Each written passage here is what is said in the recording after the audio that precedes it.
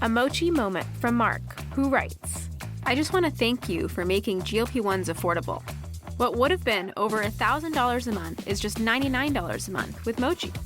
Money shouldn't be a barrier to healthy weight. 3 months in, and I have smaller jeans and a bigger wallet. You're the best. Thanks, Mark. I'm Myra Ahmed, founder of Mochi Health. To find your Mochi moment, visit joinmochi.com. Mark is a Mochi member compensated for his story. This episode of Voices for Justice is sponsored by Shopify. Starting a business is filled with a lot of what-ifs. What if I fail? What if nobody listens to the podcast? What if nobody cares?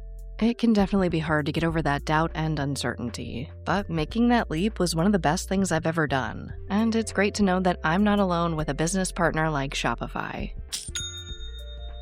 Shopify is the commerce platform behind millions of businesses around the world, and 10% of all e-commerce in the US, from household names like Heinz and Mattel to brands just getting started. And I'm telling you, their tools really do feel like you have a business partner. They have hundreds of ready-to-use templates to help build a beautiful online store that matches your brand. You can also get the word out like you have an entire marketing team behind you.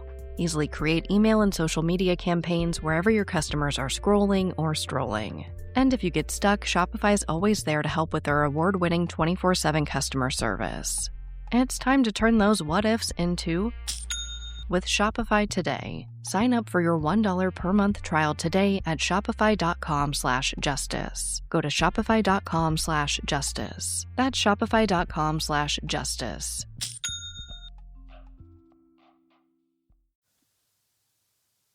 Voices for Justice is a podcast that uses adult language and discusses sensitive and potentially triggering topics, including violence, abuse, and murder. This podcast may not be appropriate for younger audiences. All parties are innocent until proven guilty in a court of law. Some names have been changed or omitted per their request or for safety purposes. Listener discretion is advised.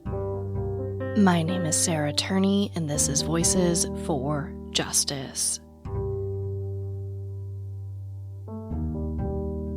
Today, I am discussing the case of 9-year-old Amber Hagerman.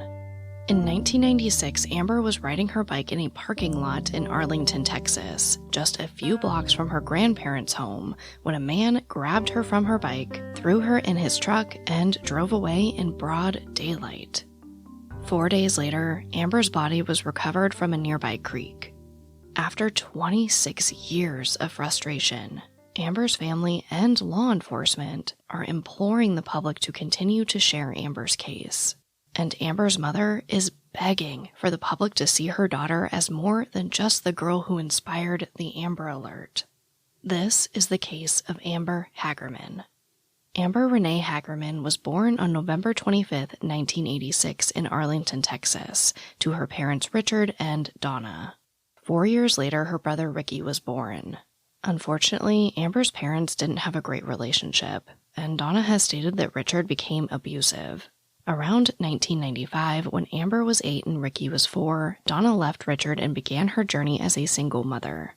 It wasn't easy for Donna. She dropped out of school in the 7th grade and was struggling to find enough work to pay her bills, while also studying to get her high school equivalency, get further job training, and volunteering at the Arlington Welfare Office.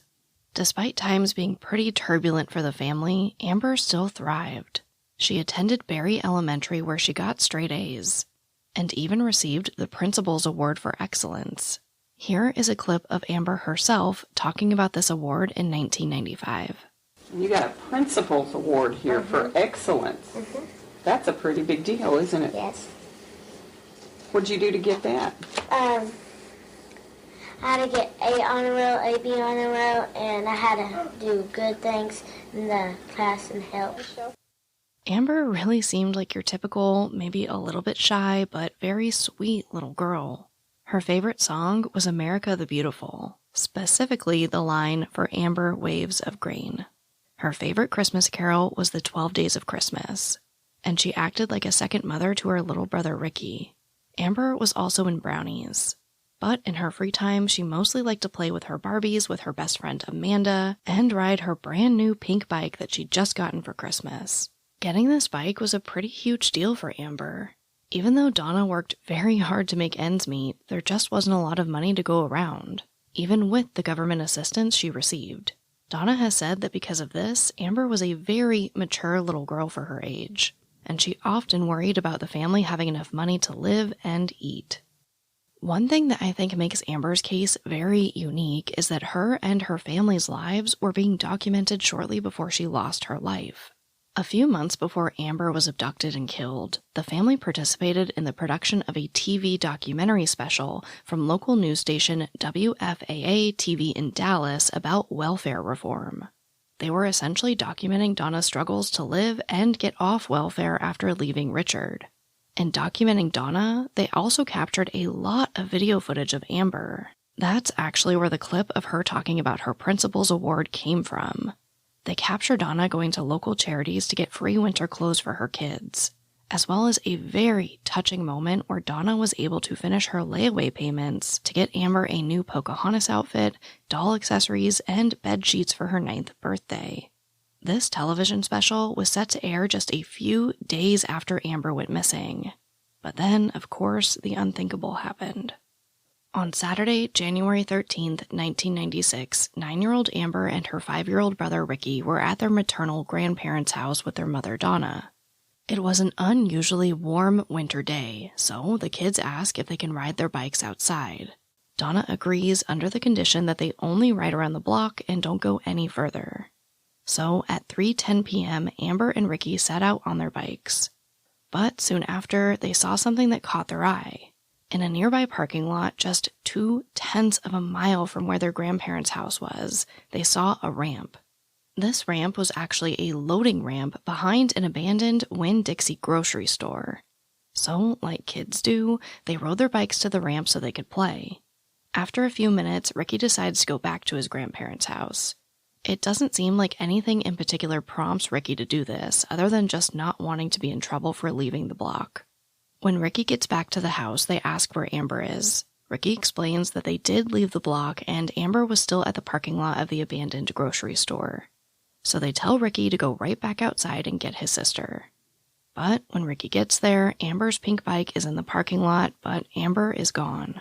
By the time they all get back to the parking lot to look for her, the police were already at the scene, and they explain that they were investigating the abduction of a little girl. Everything happened so fast. While Ricky was going back to his grandparents' house at 3:18 p.m., just 8 minutes after they left, a 911 call was made by a man named Jim Kevill. Jim was 78 years old at the time, a U.S. veteran and a former sheriff's deputy. He was working in his backyard that day and saw Amber and Ricky playing through his chain-link fence just across the way. Once Ricky left, he noticed a black truck drive towards Amber from behind. He sees a white or Hispanic male in his 20s or 30s exit the truck, grab Amber from underneath her arms, and lift her off her bike. Amber immediately starts kicking and screaming. But the man overpowers her and throws her into his truck through the driver's side door and drives away. So Jim runs right into his house and calls 911. When Donna told the producers of the show what happened to Amber, they pretty much just continued filming. And eventually they created something entirely different, a documentary titled After Amber. It's about an hour-long television special that walks the viewer through the aftermath of Amber's murder. It's a very touching piece that I think gives a unique insight into Amber's life and her death. It's still available on YouTube if anyone wants to watch it. As always, it will be linked in my resources section on the Voices for Justice podcast website. I think it's also worth noting that out of respect for Amber, they actually postponed the original television special about families living on welfare in Texas indefinitely. This episode of Voices for Justice is sponsored by Chewy. If you have pets, you probably know about Chewy, and you also know that when they say that they have everything you need to keep your pet happy and healthy, they're not messing around. To keep them happy, Chewy has over 100,000 products from all the brands my pets love at prices I love. To keep them healthy, Chewy offers pet prescriptions, pet insurance, telehealth vet visits, and they're even rolling out vet clinics across the country. I've been shopping with them for a very long time. And in addition to the auto-ship feature that gets the dog's food to them every single month, I also love to experiment with different treats. But I'm a bit picky. For me, it has to be high quality with simple ingredients. I recently picked up treats from Shepherd Boy Farms that are 100% just chicken breast. Popcorn and Heber are already obsessed. Chewy has everything you need to keep your pet happy and healthy. And right now, you can save $20 on your first order and get free shipping by going to chewpanions.chewy.com/Sarah E. Turney. That's chewpanions.chewy.com/Sarah E. Turney to save $20 on your first order with free shipping. chewpanions.chewy.com/Sarah E. Turney. Minimum purchase required. New customers only. Terms and conditions apply. See site for complete details. Insurance isn't one size fits all. That's why customers have enjoyed Progressive's Name Your Price tool for years now. With the Name Your Price tool, you tell them what you want to pay, and they'll show you options that fit your budget. So whether you're picking out your first policy or just looking for something that works better for you and your family, they make it easy to see your options. Visit Progressive.com. Find a rate that works for you with the Name Your Price tool. Progressive Casualty Insurance Company and Affiliates. Price and coverage match limited by state law. Now, when I cover these cases, I often see communities coming together. But with Amber's case, I don't think I've seen something quite like it yet. When I went back through the newspaper archives, I came across what felt like an endless amount of stories of people helping. One article describes how every single member of the PTA at Amber School advocated for resources to help in the search. The vice president of the PTA, Marie Villarreal, got 22 florists to donate pink ribbon to be tied to trees around the area and to be given out to kids. She also got local pizza places to donate food for the volunteers and had local ham radio operators spreading the word about Amber. One neighbor, Chris Babello, heard Donna screaming when she found out Amber was abducted, and he rushed to the scene. He asked police officers who they were looking for, and he got into his truck and searched all night. He even followed a black truck matching the description to another city. Unfortunately, that man wasn't Amber's abductor. Determined to continue to help, Chris got together 30 people, bought powerful flashlights, and spent that night and the next several nights looking for Amber. The search for Amber also included over 50 police officers and FBI agents. Her case immediately garnered a lot of national media attention. It's hard to know for sure what drew people to Amber's case, but I have to imagine the amount of video footage they had helped a lot. It's one thing to see a picture of a missing child, but to see them opening their Christmas gifts, riding the pink bike she was taken from, celebrating her birthday, all of these things really seem to make the world just fall in love with Amber and want to help. Now, something interesting I found in my research was that Amber's father, Richard, was really open about the fact that the family did feel kind of exploited. But he said that he understood that the media was using them for stories, and he was using them right back. Despite their turbulent past, Richard did join his son Ricky, Donna, and her parents at their home in Arlington when Amber was abducted. They essentially opened the home up to police and the media and did non-stop interviews to help spread the word about Amber. Despite what appeared to be an enormous effort made by the media, the community, and law enforcement, they unfortunately were not able to recover Amber alive. At 11:30 p.m. on January 17, 1996, just 4 days after Amber was abducted, her body was found about 4 miles from where she was taken. A man named Stuart Coker was walking his family's Norfolk Terrier named Yoda in the northwest corner of his apartment complex near a creek. There had recently been a large rainstorm and the creek was overflowing. His dog pulled him towards the water, and he saw Amber's body floating face down near a culvert in the water. Stuart Coker runs back to his apartment screaming, quote, I found her, I found her, I found her in the creek, end quote. He was dry heaving and eventually threw up. He then asked his neighbor to help confirm what he'd seen. After this, he calls the police. They instruct Stuart not to go near the body. But unfortunately, because of all the commotion, many people gathered around Amber's body at the creek, and the media aired the story that a body matching Amber's description had been found before law enforcement could even speak with her family. 90 minutes later, when law enforcement notified Amber's family, they refused to believe it. They wanted 100% confirmation that it was Amber. Here is a clip from after Amber. The film crew was with the family all night while they waited for the news. I immediately knew something was wrong. And they started getting the yellow tape out, put it around my mom's home. I just went crazy then. I said, no, you're not going to tell me something that I don't want to hear. The chaplain arrived here about 1 in the morning and did speak with the family for some time. He said, we don't know if it's Amber or not. We don't know.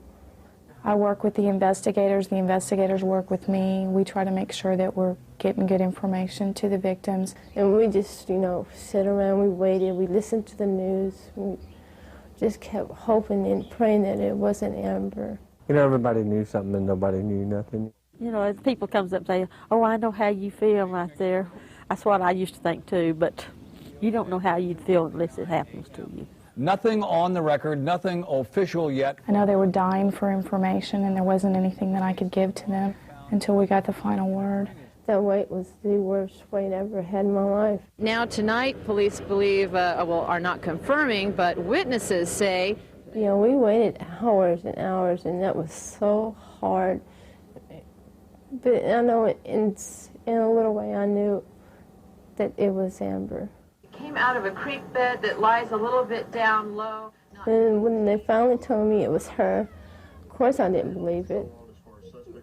When she was abducted, I thought, oh God, I'm never going to be able to touch her again, hold her again, talk to her ever again. And I wanted to see her before the autopsy, before they even touched her. They didn't want me to see her the way she was because she was damaged so much. Her body was cut so much and she just didn't look like Amber. When she was found, she was nude except for one sock on her left foot. The official cause of death was cut wounds to the throat. They are unsure if the killer used a knife or something more blunt like a screwdriver. It was apparently pretty bad. Amber had also been sexually assaulted. There were no visible defense wounds found. Police believe that Amber was most likely held for 2 days before she was killed, and they believe that she was most likely put into the creek just hours before she was found. They were actually able to track down 2 maintenance workers who were later cleared, but they were near the creek just hours before Amber was found and didn't see her. They also believe that her remains were most likely put into the creek further upstream, and due to the storm, her body was pushed downstream. They have identified a few potential areas where she could have been placed in the stream, but they don't know for sure. One report states that law enforcement examined the scene for 6 hours before moving Amber's body.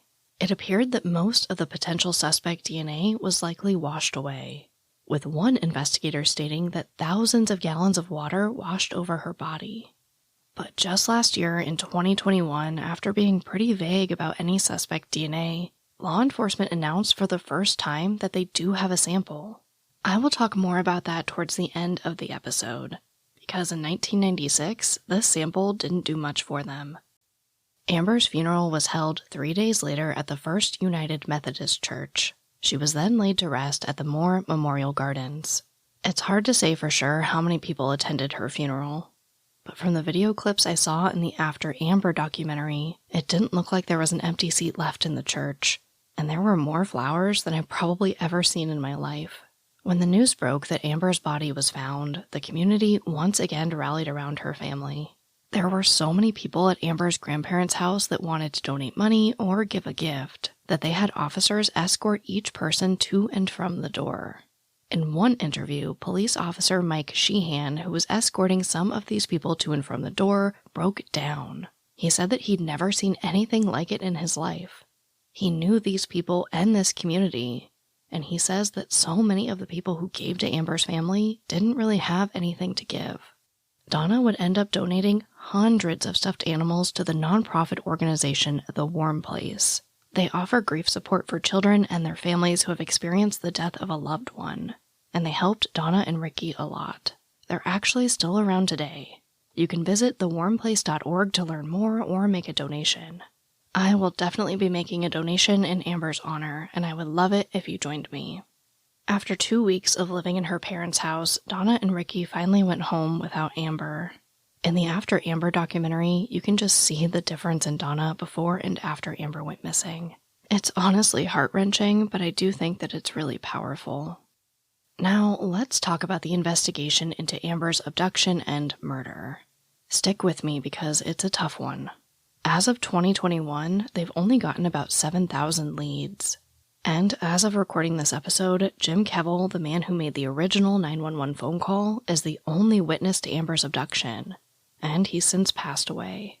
However, law enforcement does believe that there could have been other witnesses that just haven't come forward. Near the abandoned Winn-Dixie grocery store was a laundromat that had some decent traffic that day. Like we saw in the disappearance of Dulce Olives, the area where Amber was taken had a large population of undocumented immigrants.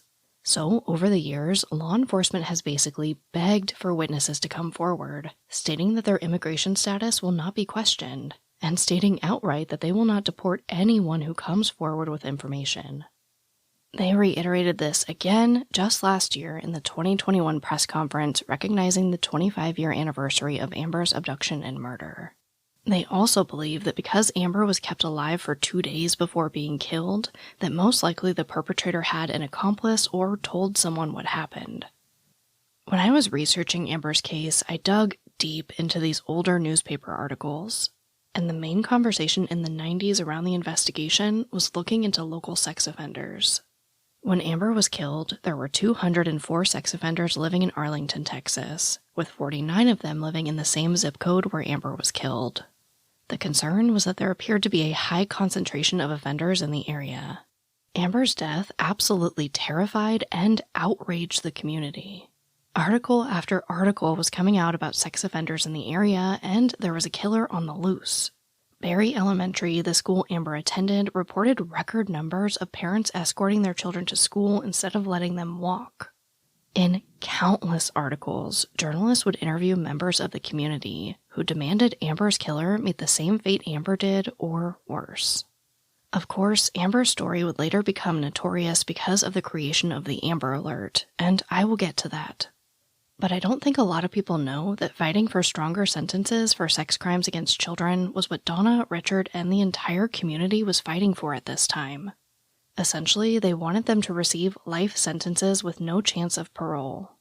They also pushed for a national sex offender registry.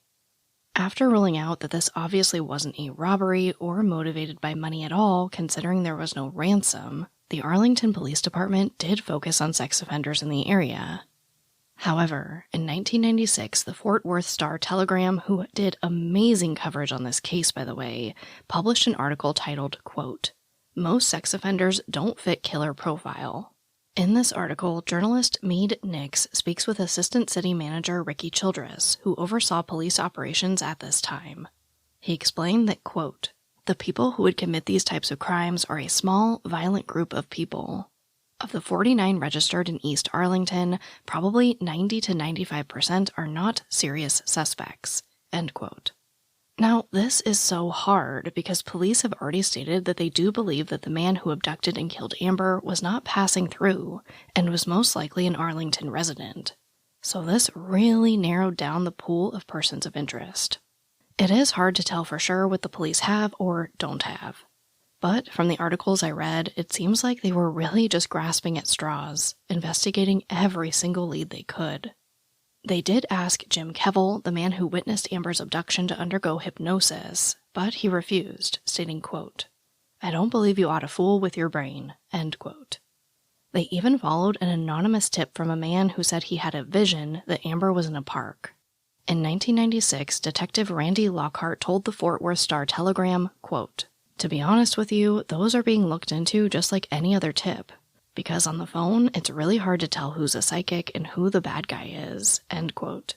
Now, Detective Randy Lockhart joined the Arlington PD in 1984. He worked a lot of different beats, but specifically sexual crimes against children, so he was assigned to Amber's case early on.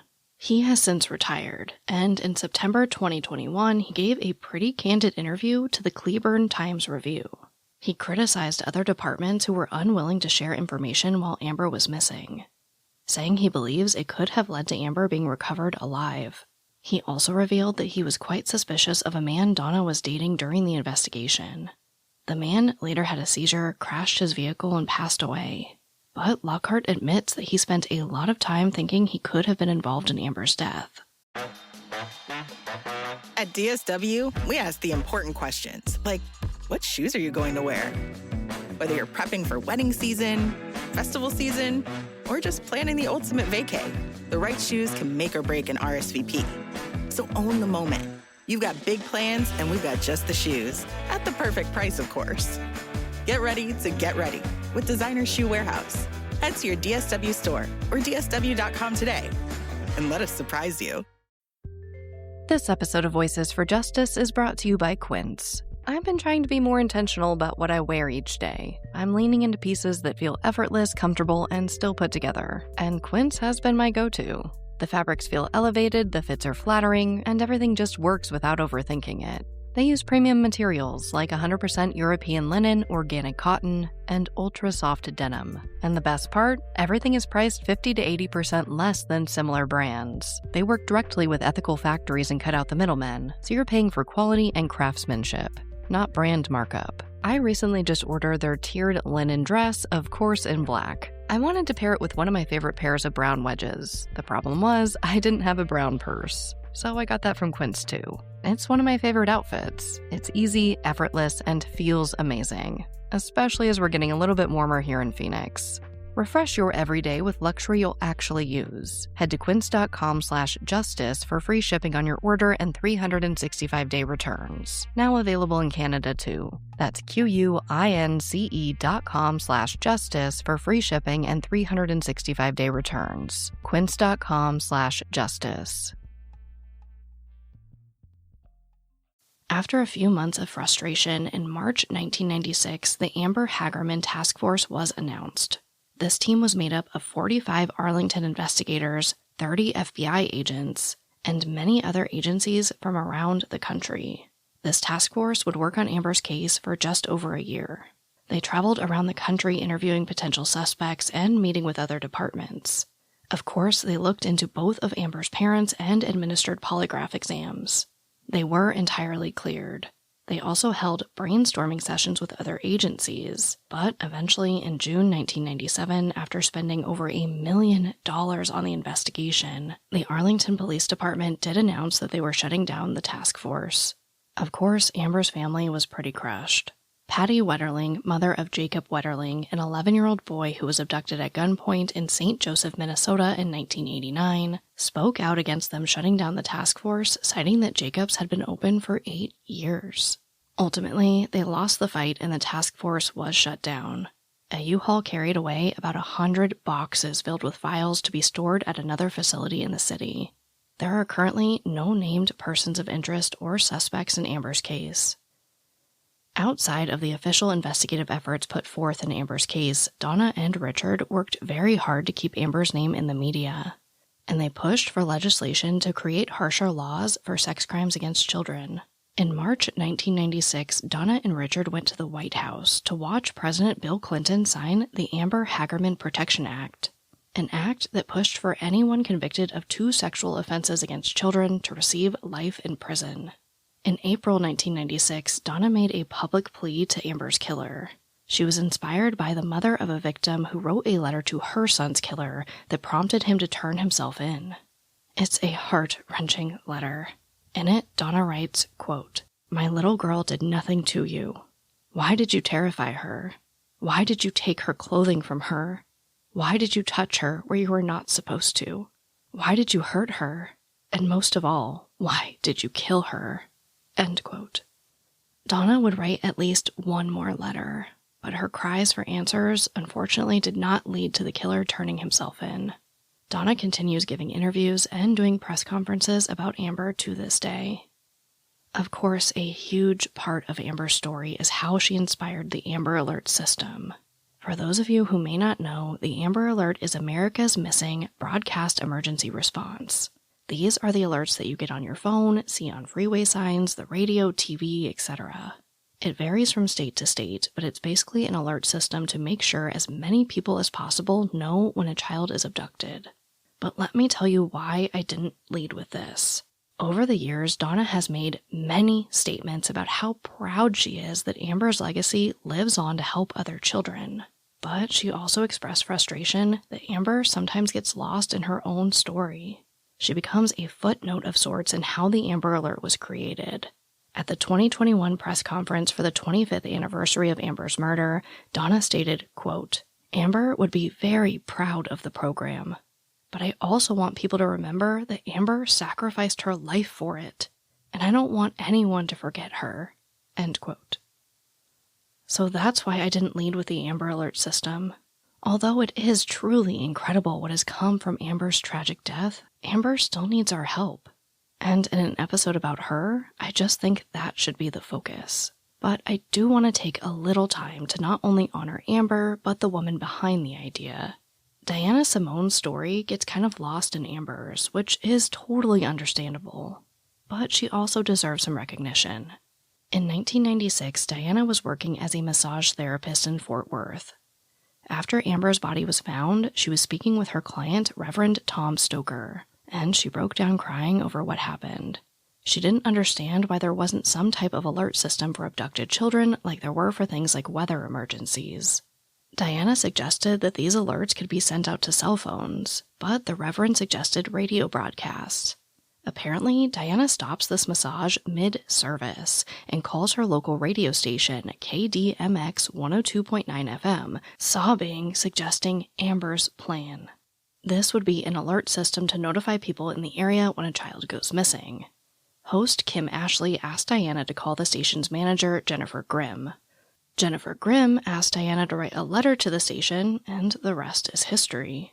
In 2003, George W. Bush signed the Amber Alert legislation into law while Donna and Ricky watched. I feel like Diana got kind of lost in the shuffle of the creation of the Amber Alert. It wasn't until 2002 that she was identified as the original creator of the Amber Plan, or Amber Alert as we now know it. She didn't even come forward for any type of recognition. It was actually the Reverend Tom Stoker that sent a copy of Diana's original letter to the station years later, and the station verified the letter and the media began talking about it. Diana never wanted the credit. She said she didn't need it. Knowing the system was working was enough for her. It literally gives me goosebumps. Obviously, Diana Simone is a real-life hero. She, and of course Amber and her legacy, have brought home over 1,000 kids using the Amber Alert system as of late 2021. Now, this is just a very brief overview of how the Amber Alert system was created and its impact. If you want to learn more about how the Amber Alert was created, the impact it's had, and some of the issues it's currently facing, because that is definitely a whole thing in itself, I will be posting a deeper dive over on my Patreon later this month as a part of my ongoing educational series over there. Honestly, it's a pretty cool story. It's truly an example of not just listening to or watching tragic stories like Amber's, but going above and beyond to really help.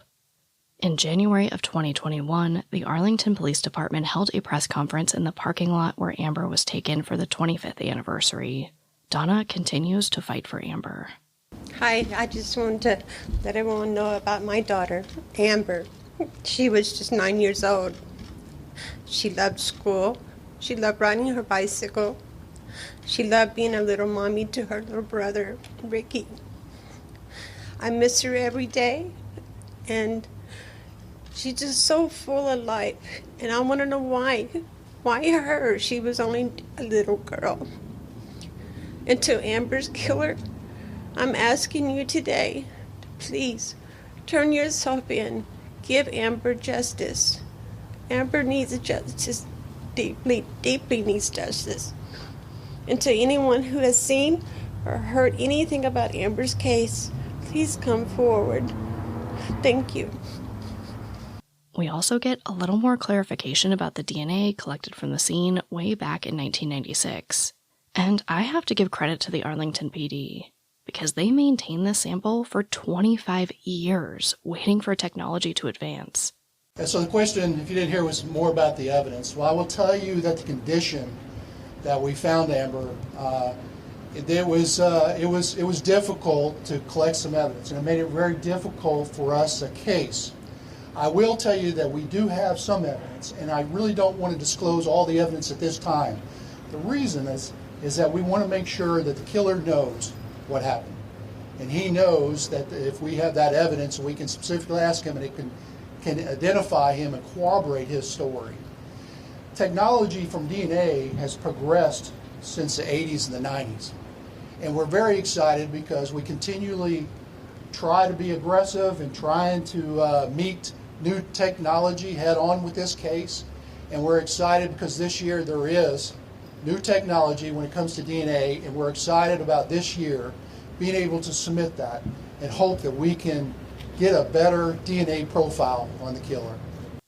As of recording this episode, the Arlington Police Department has not released any updates about that testing. Unfortunately, this is pretty much where Amber's case sits today. When you Google Amber Hagerman, most of the titles that pop up say something to the effect of "the girl who inspired the Amber Alert," and they contain a very brief overview of Amber's case, along with the effects of the Amber Alert. I really had to dig deep into the archives to find some of those details about Amber's case. So although Amber's case may feel huge or infamous, I have to say I learned a lot about her case when I dug into it. My hopes and dreams for this episode is that we can help shift back the focus to helping find Amber's killer while also celebrating how her legacy has helped so many children. Amber should never be a footnote in her own story, and she still needs our help. Which brings me right to our call to action. Like I mentioned, authorities and Amber's family are still fighting for answers and begging for people to continue to share her story. At one time, there was a $75,000 reward in Amber's case, but that has since dwindled to $10,000. And honestly breaks my heart that this, quote, infamous case seems to be falling from the spotlight. Infamous, unknown, or in between, these unsolved cases need our help. They need our shares. So let's help Amber as she has helped so many children suffer a better fate than hers.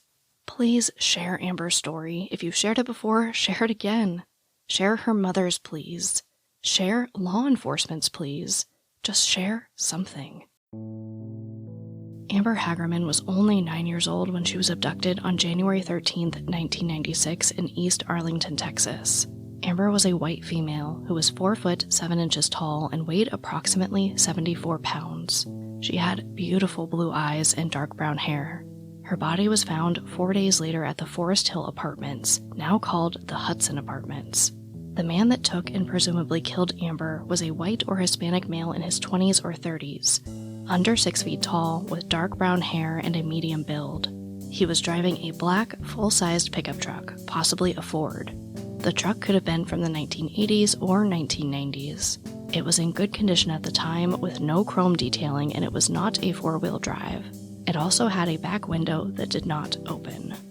Anyone with information is urged to call the Arlington detectives at 817-575-8823. But, as always, thank you, I love you, and I'll talk to you next time. Voices for Justice is hosted and produced by me, Sarah Turney. For more information about the podcast, to suggest a case, to see resources used for this episode, and to find out more about how to help the cases I discuss, visit voicesforjusticepodcast.com. And if you enjoyed this episode, please take a moment to rate and review the show in your podcast player. It really does help more people find the podcast and these cases in need of justice.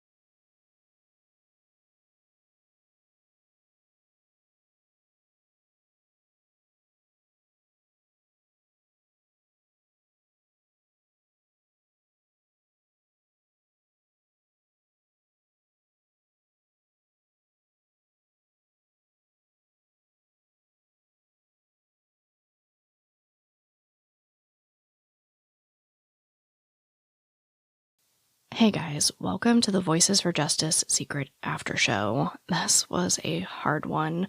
I think just watching so much footage of Amber, it honestly just hurt my heart. I don't know what else to say. It was really, really tough. But I am thankful for those resources. I imagine her family is really thankful that those videos exist. And again, like I said in the episode, I do think it contributed a lot to how popular her story got. Now, I did want to talk about some things that just didn't make the episode. When I make these cases, when I make these episodes, I really want to focus on the victim. So if I go onto too many tangents or I go in too many directions, I just feel like the episode gets a little lost. It gets a little confusing. So again, that's kind of what this after show is for, is to talk about kind of my feelings. And I mean, oftentimes I'm just like, man, that was so hard. But there are some things in Amber's case that I think are worth mentioning. I just didn't know exactly where to fit them in the episode. First, I want to talk about the $10,000 reward. Now, this is, it's just such a sweet, I mean, it's a sad origin, but a sweet story. So it's, I believe, Shep's Dairy. They might have gone through a name change. It was kind of hard to track down. But essentially, they're the ones who still are offering this $10,000 reward. It's my understanding that it's been there since 1996, and they're the only people who are still offering it. Now, the origin story behind that is really powerful, honestly. It appears that one of the workers of the retail front of this farm was shot and killed a long time ago, and they ended up putting up a reward for information leading to the arrest. And because of that reward, they got the arrest for the person and got them justice. So I guess ever since, whenever this farm, this dairy, Shep's Dairy, whenever they see cases like this, I guess they typically do put up a reward because they've seen kind of the effects. And it's a really sweet story that just didn't kind of fit in the podcast. But again, I think it's really cool to acknowledge, when these things work. They put up a reward and it worked, and that's why they continue to put up rewards to this day. Now, I do have to say, I have to implore you to watch the After Amber documentary. It is from 1996, so it feels a little dated, but it is on YouTube. It's totally free, and I would just highly encourage you. You really get to know Amber a little bit more. You get to know Donna and her story, and it's really powerful. Or at least I think it's powerful. You guys know that I'm a softie, but again, I do recommend watching it. Some of the stuff in there I'd never seen before. And again, this is one of those infamous cases where you feel like you know everything. And when I started researching, I was like, I know nothing about this case. I found so much in those archives that really gave me all those smaller details, the interviews with the witness and with the man who found Amber's body and with everyone involved. It really gave me some unique insight into the case. I scoured those archives for what felt like hours on end, but it was totally worth it. And that's also where I got, I was seeing all these statements from Donna and how, she was so grateful. And I think everyone's grateful for the Amber Alert, but her concern and her fear was, that Amber was being lost in that story, which is honestly really tragic for how many people Amber has helped, in her death, unfortunately. I agree. I feel like she's a little lost in the shuffle. Again, I encourage you to Google her name and see what comes up. I get it. It's hard, right? Because you want to honor her life for the amazing things that, happened that came from it, from the Amber Alert. But at the same time, where's the focus on justice for Amber? So I really hope that that's what this episode did. I in no way wanted to diminish the Amber Alert system. I think it's amazing. It has obviously helped so many people, but I did want the focus of this to be Amber and finding Amber's killer and getting her justice. Last but not least, I do want to apologize for my voice in this episode. I feel like it took me so long to record. I am a little bit under the weather. I don't think it's anything, I don't think it's COVID. I'm waiting for my test just to be sure, and I'm isolating and all that. But yeah, I am under the weather. So please forgive me if my voice sounded a little funny in this episode. I really wanted to get this out for Amber. I did the research ahead of time. It was good to go. I was just kind of waiting for my voice to recover a little bit. But I think those are all the notes and updates I have for you guys. So as always, thank you for tolerating me. I love you, and I'll talk to you next time. Ryan Reynolds here from Mint Mobile. I don't know if you knew this, but anyone can get the same premium wireless for $15 a month plan that I've been enjoying. It's not just for celebrities. So do like I did and have one of your assistants switch you to Mint Mobile today. I'm told it's super easy to do at mintmobile.com/switch. Upfront payment of $45 for 3-month plan, equivalent to $15 per month required. Intro rate first 3 months only, then full price plan options available. Taxes and fees extra. See full terms at mintmobile.com.